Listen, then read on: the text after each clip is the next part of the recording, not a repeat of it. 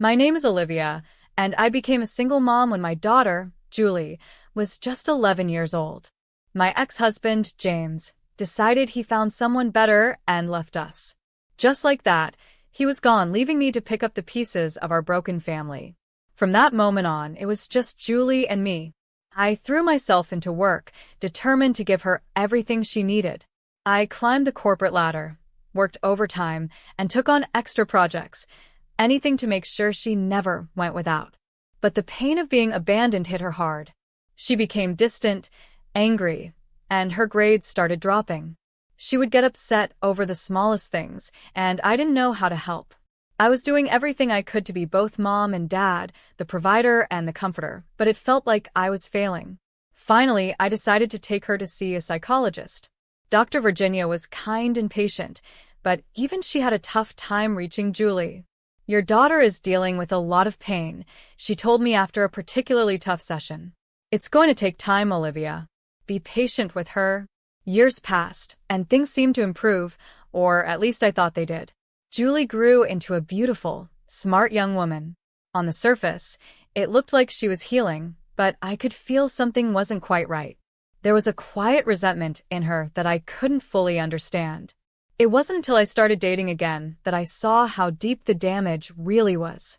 Whenever I met someone new, someone who showed real interest in me as a person, not just as Julie's mom, she would get upset. The first time it happened, I was completely caught off guard. I had been seeing Donald for a few weeks, and things were going well. He was kind, funny, and seemed to genuinely care about me. I thought it was time for him to meet Julie. One morning at breakfast, I decided to tell her. "Honey," I said, "I've invited someone over for dinner tonight. His name is Donald, and I want the two most important people in my life to meet each other." Julie stopped eating and looked at me, her eyes narrowing. "Is he your boyfriend or something?" she asked. I hesitated, unsure of how to respond. "We've been seeing each other, yes," I admitted, "but it's not serious yet. That's why I want you to meet him." Her response was cold and immediate. "No," she said firmly. "I don't want to meet him. I don't want him in our house. Cancel the dinner." I was stunned. "Julie, sweetie," I started, but I didn't know what to say. "I know this might be hard for you," I said gently. "Hard," she shouted, standing up so fast her chair tipped over. "You think this is hard? You want to abandon me, just like he did. Start a new family and forget all about me." She stormed out of the kitchen, leaving me alone with my cold coffee and a sinking feeling in my chest. I should have known then this was just the beginning. Despite her outburst, I decided to go ahead with the dinner. I thought maybe if she met Donald, she'd realize he wasn't a threat. I couldn't have been more wrong. Donald arrived at 8, looking nervous but trying to stay positive. I introduced him to Julie, who barely looked at him. "Nice to meet you, Julie," he said, offering his hand. "Your mom's told me a lot about you." Julie ignored his hand completely. "I bet she has," she muttered under her breath. The tension in the room was unbearable. We sat down to eat, and I tried to keep the conversation light. But Julie's short answers and cold stares made it nearly impossible. Halfway through the meal, Donald made a harmless comment about how nice it was to have a home-cooked dinner. That's when Julie lost it. "Oh, I bet you'd love to have this all the time, wouldn't you?" she said, her voice dripping with sarcasm. "Playing happy families with my mom." "Julie," I warned, my voice firm. But she didn't stop. "What, Mom? Isn't that what this is? You're trying to replace Dad, trying to get rid of me like he did." "That's not true," I said, my voice trembling. "I'm not trying to replace anyone." "Then what are you trying to do?" she snapped. "Ruin everything?" She stood up, her chair scraping loudly against the floor. "Well, guess what? I won't let you." Before I could say anything, she grabbed her plate and hurled it onto the floor. The sound of the plate shattering echoed through the room. "Julie," I gasped. "What are you doing?" She didn't answer. She grabbed another plate and smashed it, then another. Food and broken dishes were everywhere. "This is our home," she screamed. "Ours, not his." Donald stood up, looking stunned. "I think I should go," he said softly. After Donald left, Julie locked herself in her room. I stayed up late cleaning the mess, tears streaming down my face and mixing with the soapy water as I scrubbed the floor.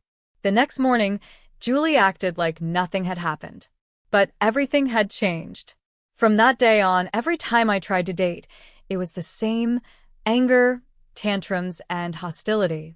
As the years went by, I started pushing people away. It was easier than dealing with Julie's outbursts. I told myself it was temporary, that one day she'd grow up and understand. But deep down, I knew I was just making excuses. By the time Julie graduated high school, I realized how much I had let her control my life. I was so proud of Julie. Despite everything, she had done well in school and gotten into a good college. I thought maybe things would finally change.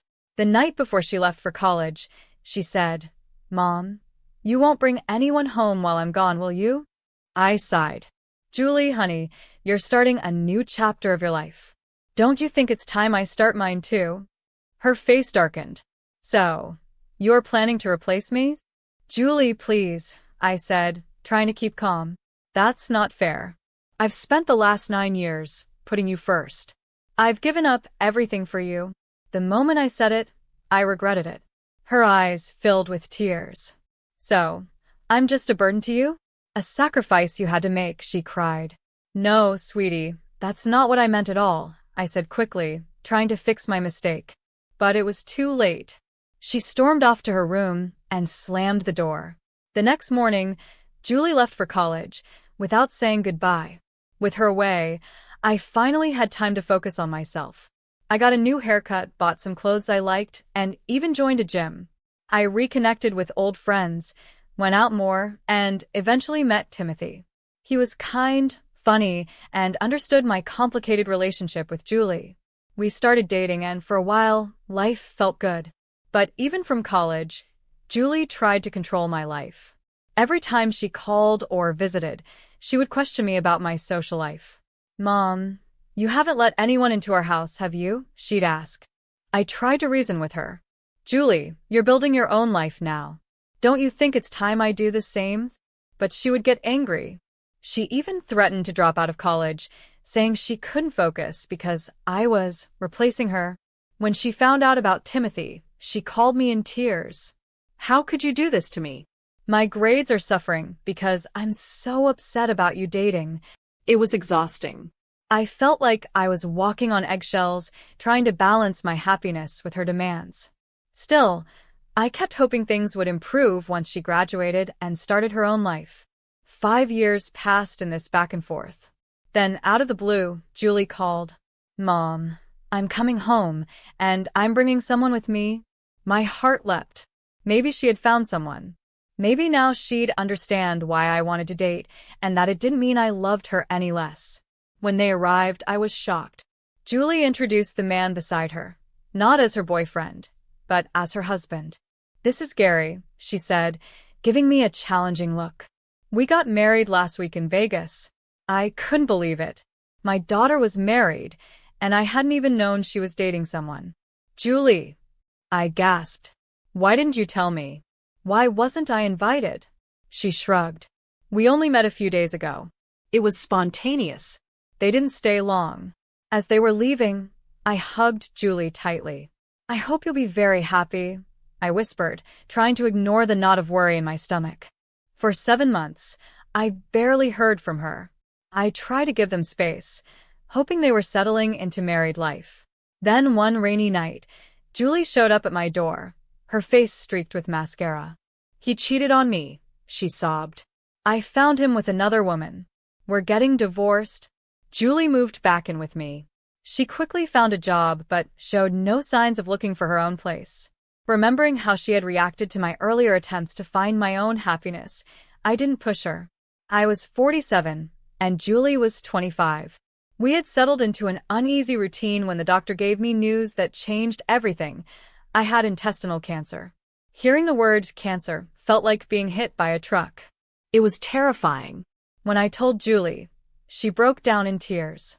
"Mom," she sobbed, holding onto me tightly, "I'll take care of you. I promise we'll get through this together." In that moment, All our past arguments seemed to disappear. I quit my job, grateful for the savings I had set aside over the years.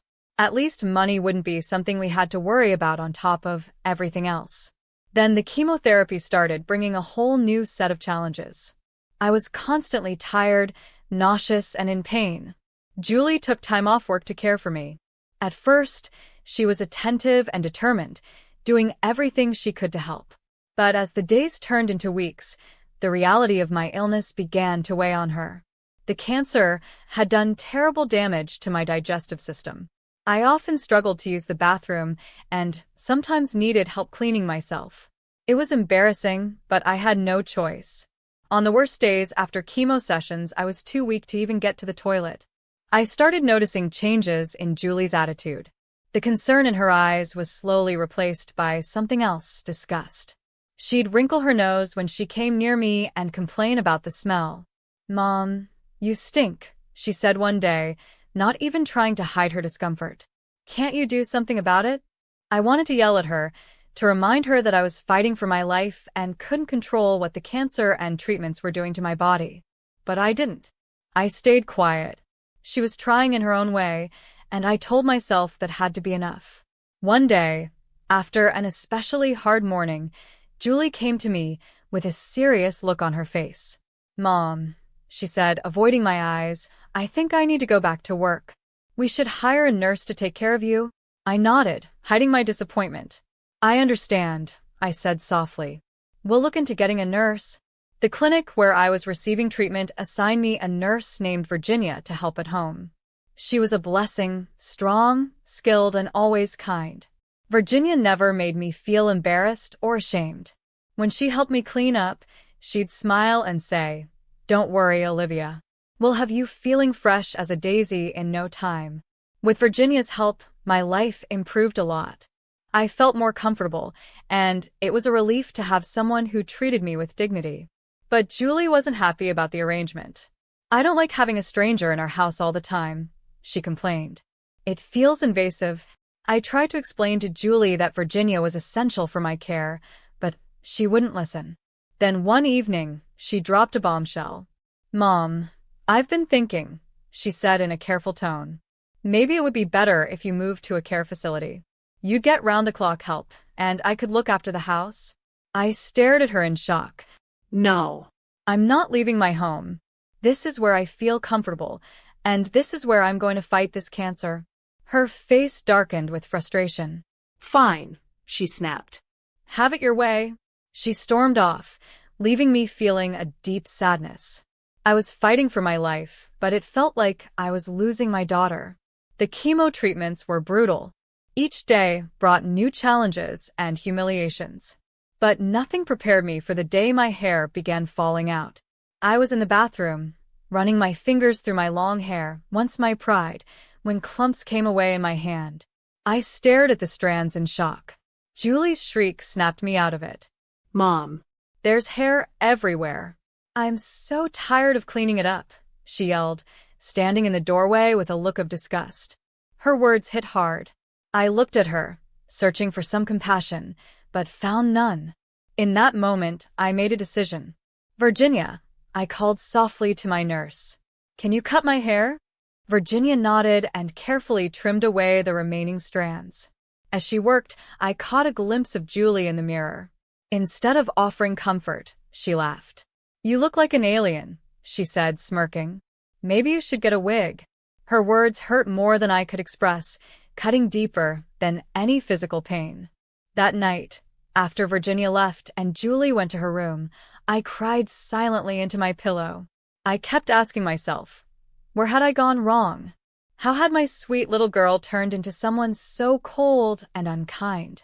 Weeks passed, and I kept fighting the cancer, even though every day was a struggle.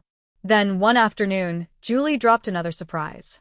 "Mom, I'm having some friends over for my birthday next week," she said casually. I blinked, surprised. "Here?" "Julie, I don't think that's a good idea. I need rest. And the noise." Her expression hardened. "If you don't like it, you can go somewhere else for the night. Actually, that might be better. I won't have to be embarrassed by you in front of my friends or deal with the smell." Her words felt like a slap. I had been bedridden for days, barely able to move. But her cruelty gave me the strength to sit up. I fixed her with a glare that would have made my own mother proud. "This is my house," I said firmly. My voice was low but firm.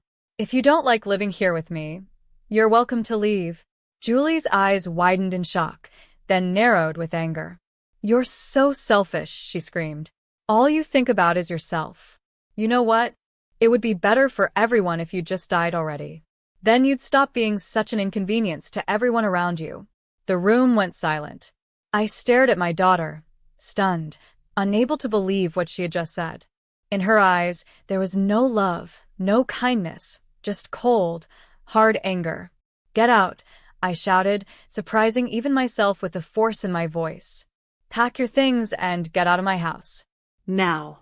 For a moment, Julie just stood there, frozen. Then, with a scream of frustration, she stormed off to her room. I heard her throwing things into bags, slamming drawers as she packed.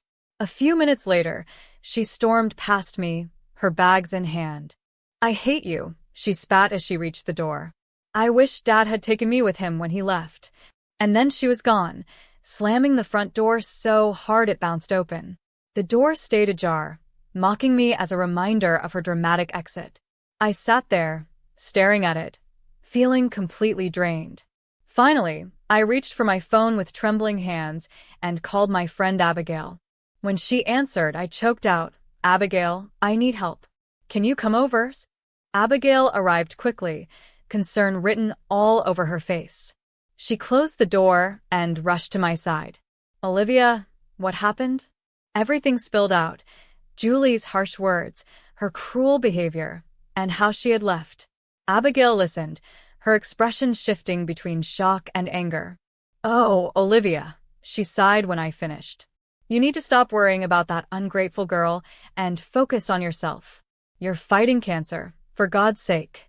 We talked for hours, tears flowing freely. As the sun set, casting long shadows across the room, I came to a painful realization. "It's my fault," I whispered. "I raised her to be this way. I put her first, ignored my own needs.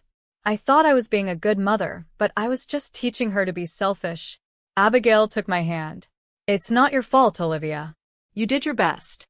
But now, it's time to put yourself first." I nodded. "From now on, I'm going to think about myself for once." True to my word, I threw myself into my treatment with new determination. Virginia, my nurse, was a blessing, helping me through the worst days with her kindness and care. I endured 2 more rounds of chemotherapy. They were brutal, leaving me weak and sick, but I refused to give up. Meanwhile, my phone stayed silent. No calls. No texts from Julie. I told myself it was for the best, though it hurt more than I wanted to admit. I needed to focus on my health, but the silence from Julie hurt more than I wanted to admit.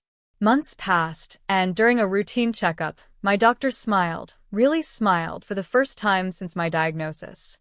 "The cancer is receding, Olivia," he said. "You're not out of the woods yet, but this is very, very good news."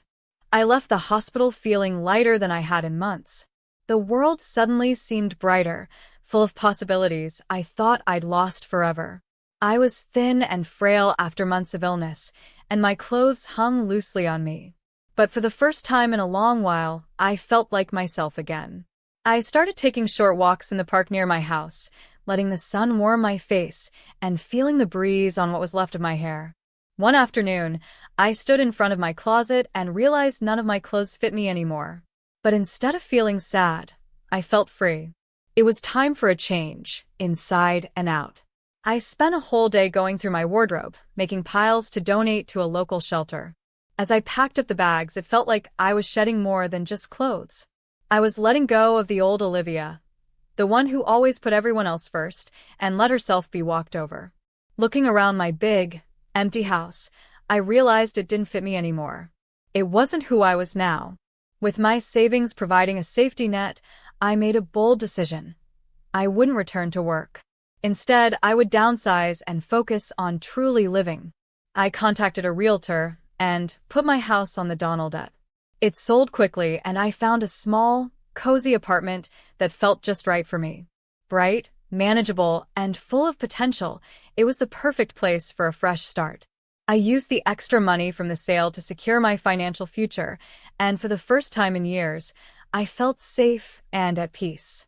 Life was simple and good. I spent my days exploring my new neighborhood, trying new hobbies, and just enjoying being alive. Then, for months after I'd settled into my new life, I received an unexpected phone call. It was the realtor who had sold my old house. "Mrs. Walker," he began, sounding a little awkward, "the new owners of your old home are having some issues. They've asked for your contact information. Is it all right if I give them your numbers?" I felt a mix of curiosity and concern as I considered his question. I agreed, and not long after, my phone rang again. This time, it was the new owner of my old house, Mr. Patrick.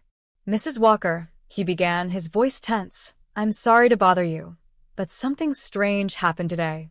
A young woman tried to break into the house. First, she tried using a key, and when that didn't work, she started forcing the door open. When I confronted her, she got hysterical, screaming that this was her house and she was supposed to inherit it after her mother's death.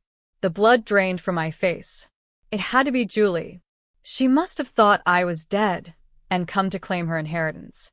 "I'm so sorry, Mr. Patrick," I said, my voice shaking. "I think that might have been my daughter. We've been estranged." "Your daughter," he interrupted, sounding shocked. "But she said you were dead." "I've been very ill, and we haven't spoken in months," I explained, not wanting to go into detail. "Mr. Patrick, could I ask a favor? If she comes back, would you call me?" He agreed, and we ended the call. Part of me wanted to ignore it, to stay in my new, peaceful life. But I knew I couldn't. This confrontation had been a long time coming. It was time to face Julie and say all the things I should have said years ago. The next day, my phone rang again. "She's here," Mr. Patrick said, his voice tense. "And she's causing quite a scene." I took a deep breath, bracing myself. "I'm on my way." The drive to my old house felt surreal. As I pulled up, I could hear Julie shouting before I even stepped out of the car. Her angry voice carried across the yard. "This is my house," she was yelling at the Patricks, who stood on the porch looking shocked and frightened. "Get out. Now." I got out of the car, and for a moment, everything seemed to freeze. Julie turned and saw me. Her expression shifted from shock to pure rage. "You," she spat. "You're supposed to be dead." I felt an unexpected calm settle over me, a stark contrast to the chaos. "I'm sorry to disappoint you, Julie," I said, my voice steady. Her face twisted with fury. "What's going on? Why are these people in our house?" "It's not our house anymore, Julie," I said quietly. "I sold it." Her eyes widened in disbelief, then narrowed in anger. "You can't do that. It was supposed to be mine. I was supposed to inherit it when you died." I couldn't help but let out a bitter laugh. "I'm sorry I inconvenienced you by surviving," I said, my voice steady. Julie's face turned red with anger. "You don't understand. I have debts. I need money." I shook my head, painfully aware of the Patricks and the small crowd of neighbors watching the scene unfold. "I don't owe you anything, Julie.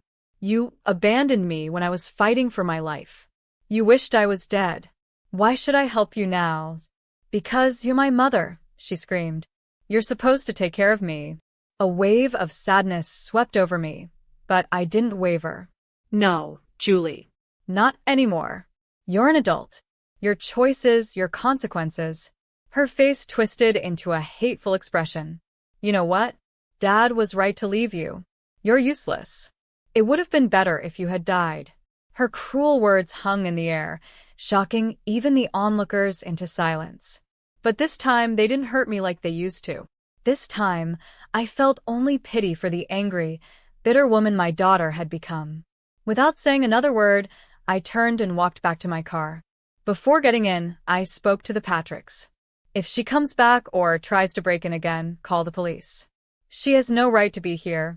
As I drove away, I caught one last glimpse of Julie in my rearview mirror. Her face was a mix of shock and fury. But for the first time, her anger didn't affect me.